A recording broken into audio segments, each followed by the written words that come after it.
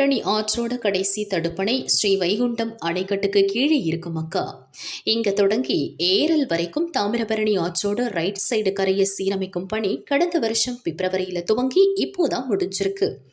இதுக்காக 5,28,00,000 ரூபாய் செலவு செஞ்சிருக்காங்க. அப்படி இருந்தும் முந்தா நாள் பெஞ்ச லேசான மழையை கூட தாங்க முடியாம கரைகள் பல்லை காட்டிடுச்சு. இப்போ பார்த்தா கரைகள் முழுக்க விரிசல் விரிசலா இருக்கு. விரிசல்ல மழைநீர் ஒழுகி கரையோட மண்ணை அடிச்சிட்டு வந்து ரோட்ல போட்டிருக்கு. இதனால வாகன போக்குவரத்துக்கு சிரமமாயிருக்கு. தரமற்ற கரையை கட்டி பலப்படுத்தியதா கணக்கு காட்டிய கான்ட்ராக்டர் சிஞ்சா ஜால்ரா போட்ட மாமூல் அதிகாரிங்க மேல நடவடிக்கை எடுக்க வேண்டும்.